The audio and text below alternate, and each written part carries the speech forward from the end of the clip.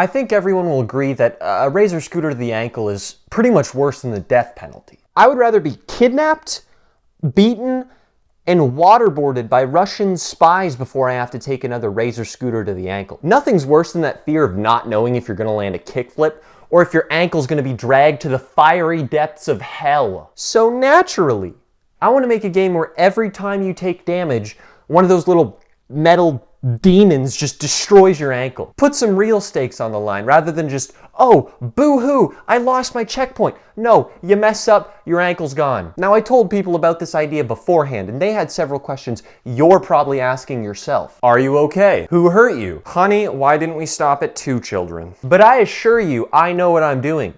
They said the same thing about Houdini. Okay, maybe that was a bad example. He died during one of his.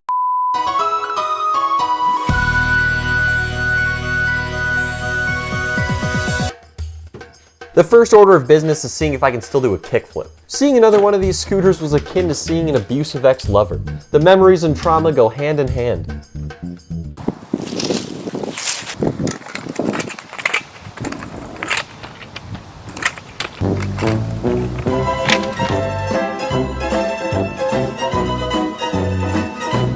The second order of business is figuring out how the hell I'm going to program a scooter to spin itself, because I'm not a qualified engineer.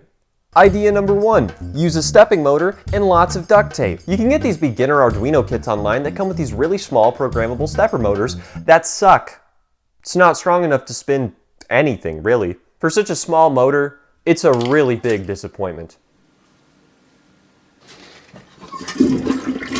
But I tried it anyway, and you can guess how that went. Yeah, not working. Don't ask me how I thought that would work. Idea number 2, take the deck of the scooter off the pole and put that on a big boy motor. So after some sniffing around on Amazon, I got this 5-pound motor that looks like the world's biggest vape. We just need to give it electricity to make it spin. But you don't just power it directly. You use this little intermediary thing called the motor driver. It basically just does all the complex work of spinning the motor for me. But we can't just use something like a standard AA battery to power this thing like you would a TV remote or a game controller. We need something much higher voltage. Your standard AA battery, 1.5 volts. This stepping motor driver goes up to 40. 5 minutes of Amazon later, we got this guy.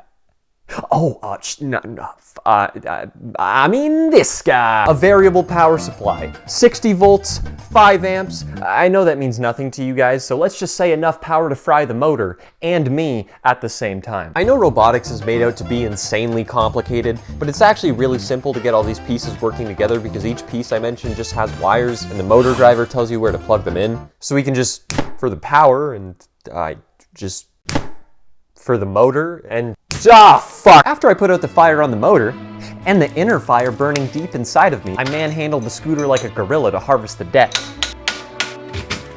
Except this one stupid bearing that I just could not get off for the life of me. I tried this.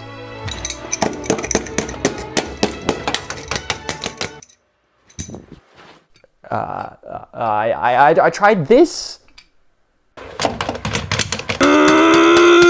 I know what you're thinking. Sam, that's a plumbing wrench, dumbass. And yeah, fair point. So the backup plan was force and a giant circular saw, which, like duct tape, can solve a variety of problems, like, for example, cutting metal, or maybe dealing with your loud neighbor who wakes you up by mowing his lawn at 6 in the goddamn morning. But luckily, we didn't have to do that today. As a last-ditch effort before the giant metal spinning blade, I met up with cameraman Colin and we tried his toolbox, but he didn't have anything to pry this nut off either, so we wandered around a tool store like children for an hour. I'm thinking if we hold one end with one of these and one with the other and just I think you gotta take the 2 bolts, like crank them opposite of each other. We could just beat it with a stick. The pickaxe and just break that shit off. Let's do it, Minecraft, IRL. Oh, that's heavy. I can't even pick that up. Minecraft makes it look easy. Get you in anything, dude. Is this Prop Hunt, Gary's mod? It's open doors by hitting them 3 times with a crowbar. Micro torch. They actually sell mini torches for 20 bucks. I kinda wanna get one. I'll remember that. What are these? Female plugs. That sounds wrong. This is from Looney Tunes. Then we pried the damn thing off in the middle of the parking lot. I feel it. I got it. Ripping it off felt like a Street Fighter character ripping his opponent's guts out. Fire it. The motor spins, the scooter's been disassembled. Now the real question is, how the hell am I gonna attach the two? Seriously, that's not a rhetorical question for the purpose of the video. Someone please help me. So I think ideally I'd need a 3D printer and I need to design a custom part so that we could basically take the motor and just plop the scooter on top of it, basically like an adapter. But we have duct tape. Never underestimate the power of duct tape. Henceforth, we've invested in much more sophisticated technology. The last video was a mess, nay, empowering display of duct tape technology at its finest. But I've finally invested in Gorilla Glue. Now instead of these ugly gray strips, we can have some more sophisticated transparent Gorilla Gum to hold things together. We can layer the shaft with duct tape to get it thick enough. Please never show that again. And then Gorilla Glue the scooter on. Is this gonna work? I have no f***ing idea. Do I look like an engineer? I've also invested in a fire extinguisher. Probably gonna be needing quite a few of these. I asked you guys how long you think I'll have it before I have to use it. 5 minutes, 5 seconds, 1. Really appreciate the faith, guys. December 12th, 3:47 a.m. EST. Jesus Christ, what else does this dude know? So I threw duct tape on it. I threw more duct tape on it. That shit fixes everything. Minor fender bender, duct tape. 2008 financial crisis, duct tape. Neighbors making too much noise, keeping you up at night, duct tape. And a really dark soundproof bass. It didn't work. But we have duct tape. Never underestimate the power of duct tape. Is there anything duct tape can't fix? Sam, I don't love you anymore. I'm leaving you for duct tape. No! These flashbacks aren't real, you're just schizophrenic. Who knew engineering was so complicated? I'm not trying to crack the Enigma code or like build a flux capacitor. I'm trying to break my ankle with a scooter. But I was determined. Defeat wasn't an option. I couldn't just give up. Do I look French to you? I'd come so far, if by far you mean putting duct tape and super glue on a motor and taking apart a scooter. Okay, I've had a last minute moment of brilliance, so we've resorted to idea number 3. You see, a lot of people think that engineering requires lots of fancy parts or expensive gears, but that couldn't be any further from the truth. Observe. We have the scooter on a lighting pole in between my bed and my hamper.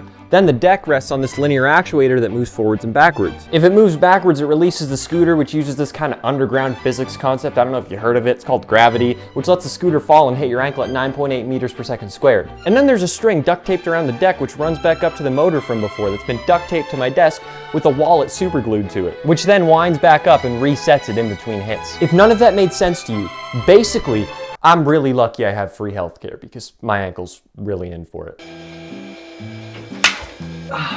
That's like nothing. It's still kind of terrifying though. I ended up getting bored, so I decided to tape knives to the scooter and hit stuff with it. God. Here's how that went. That is terrifying. Nope. Oh God, I don't want to put my ankle anywhere near this. Oh crap. Take 2. Oh, it's